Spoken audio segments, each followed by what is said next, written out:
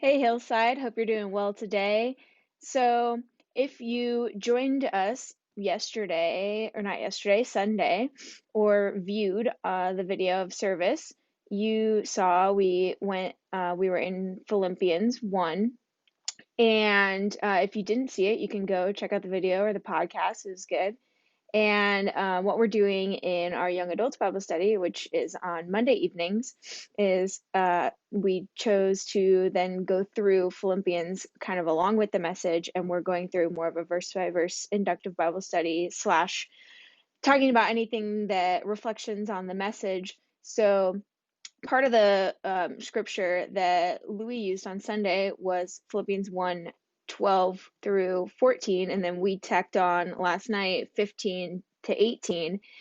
And I'll just read that real quick. I want you to know, brothers, that what has happened to me has really served to advance the gospel, so that it has become known throughout the whole imperial guard and to all the rest that my imprisonment is for Christ. And most of the brothers, having become confident in the Lord by my imprisonment, are much more bold to speak the word without fear. Some indeed preach Christ from envy and rivalry, but others from goodwill. The latter do it out of love, knowing that I am put here for the defense of the gospel. The former proclaim Christ out of selfish ambition, not sincerely, but thinking to afflict me in my imprisonment. What then? Only that in every way, whether in pretense or in truth, Christ is proclaimed, and in that I rejoice. And we spent a good amount of time last night in our Bible study talking about that idea that Paul in prison, in the midst of suffering, he is rejoicing because he's seeing the good piece of it, where Christ shines through, where it's the advancement of the gospel. And Cole and I actually received this marriage journal book from my best friend, who they did it for the first year of their marriage and really enjoyed it. It helps just set up good communication and check-ins. And before you go into the weekly journals, you take some time to do a mission statement and family pillars and some goals. And so when we were doing the family pillars, I kept coming to this idea of wanting to make one of them choose joy. And we kind of expanded on that as in every season, in every circumstance, find the good where God shines through.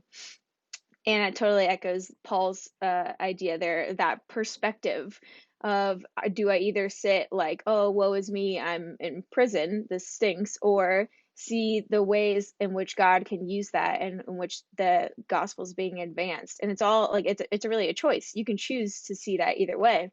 So for you, whatever that might be, something, or it can also be helpful to look backwards to the past. Where were times where I was going through something, some sort of trial or struggle that at the time I saw suffering, or maybe I did see the good, but yeah, but just use those opportunities and see where did God shine through in those? How was the gospel advanced? And bring that to your whatever your current situation might be, and try to find that perspective of where God is or can use this for good to advance the gospel, whether that might be trouble at work or loss of a job or financial worries, health challenges, a relational issue with a spouse, a parent, a child, the destruction of your car. Shout out to Louie. Whatever that is, take time, choose not to wallow in the suffering part of it, but try to find the good piece of it. Maybe it's a testimony of God's provision. Maybe it's an opportunity to build relationships and minister to a new group of people that you're now exposed to. Maybe it's a chance to tell people why you seem so at peace despite your circumstances. Whatever that may be, just encourage you to choose joy. Not only does it allow God to work more, but also you're just happier and gonna enjoy life more if you choose joy. So I want to encourage you in that today. And before I let you go, just a quick reminder that we are having in-person services, but you still need to register. Even if you've registered for past weeks, we need you to do that every week so that we can keep with the guidelines of 50 people, gatherings of only up to 50 people. So find the links on our Facebook events or on the top of our webpage.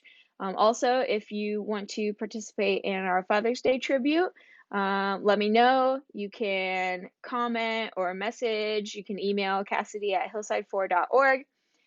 So yeah, there's tons of ways to still be involved. And so love you guys. Catch you on the flip side, Hillside.